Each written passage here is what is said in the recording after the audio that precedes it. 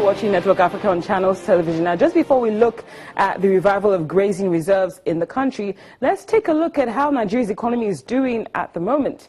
And joining us to bring us up to speed on that is none other than the Channels Television Business News Editor, Bosun Omofaye. Bosun, thank you very much for joining us again. Thanks for being here. Last time we had you, you said, and I quote, "Things are not very wacky, but wacky nonetheless." How will you describe what's happened with Nigeria's economy since last week, what we're looking at now? Well, wacky last week because of the Naira-dollar relationship, and with that, things were not wacky in the sense that as soon as the new interbank market was put in place, some folks were thinking we'll go straight to 500 to 1,000. And we're just about a month and a half after that, and it looks like, yes, things are moving in a way that any typical market should move. In other words, demand and supply is beginning to play out. In other words, you have demand outstripping supply, so there will be pressure on the price of that particular commodity, and that is what is happening to the Naira. But we haven't really seen what they call a runaway exchange rate, in which you move like 100, 200, 300 basis points in a single stretch. It's just one day, one step forward, two steps backward, so two steps forward, one you're step comfortable backward. From a business perspective? From a realistic point of view, yes, I am. A realistic point of view is not really the desirable point of view, but that is realistic. In other words, you go into a hospital, you're sick, you get an injection, it's going to be painful. That is realistic. Now, speaking of being realistic, there was a tweet that was sent yesterday, which we'll see on the screen in just a moment. It was sent out by the vice chairman of the Nigerian Economic Summit Group. And according to what he tweeted, it says here, the Nigeria's economic recession may be long and deep because business confidence is low and investors are holding back. That doesn't sound like good news at all. No, it's not. And what's just before, being done to address that? Just before I came in here, Bloomberg just reports that South Africa is now back as Africa's largest economy by GDP size at the end of last year. Again, because of a weakening in Naira, now South Africa is now $301 billion in terms of economic size. Nigeria is now back in number two. At number two, with $296 billion US dollars.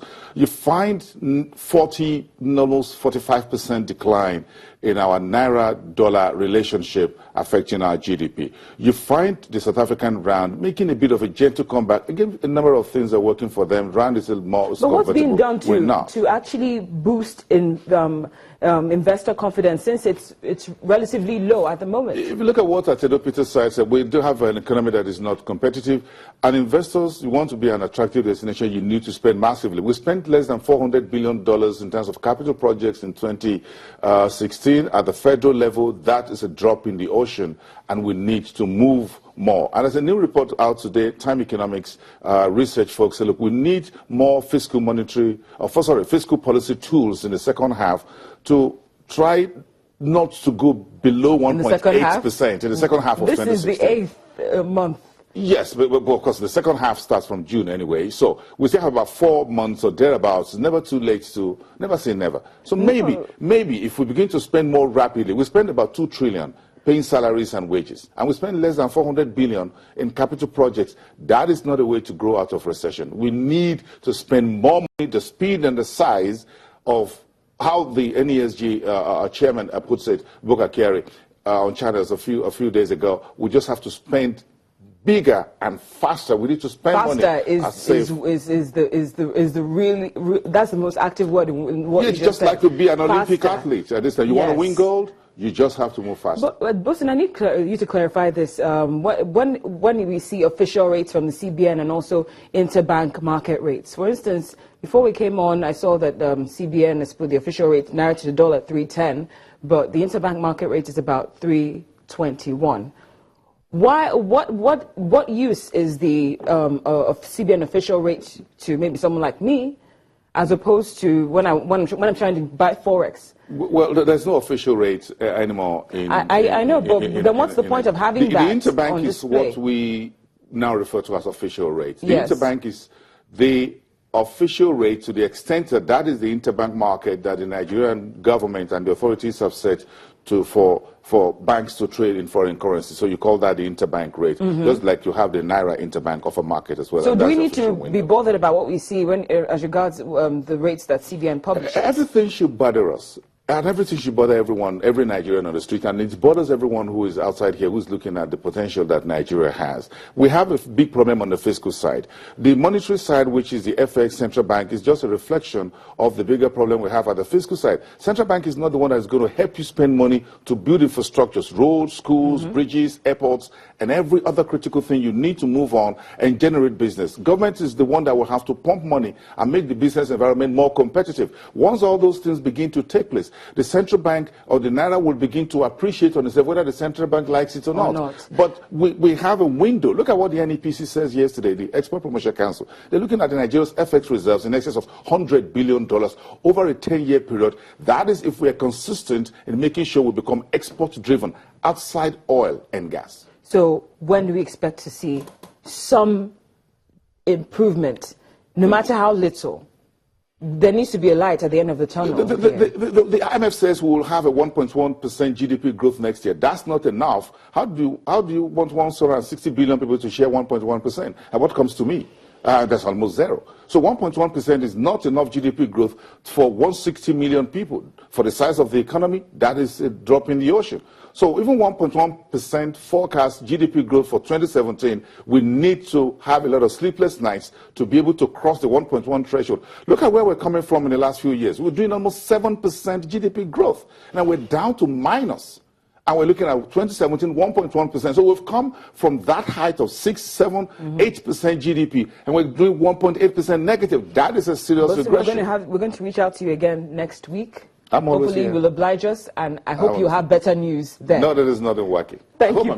Thank you so much. Thank you. Channels TV Business News Editor Bosun Omofaye. Well, some good news now. The Federal Ministry of Agriculture says it has commenced the rehabilitation of grazing reserves in 4 local government areas of Kaduna State. The acting National Coordinator, Grazing Reserve and Stock Route Development in the ministry and Chairman of the Implementation Committee in the state, that's Dr. Ishaq Bello, disclosed this to reporters during a sensitization meeting on grazing development with the Miyetti Allah Cattle Breeders Association.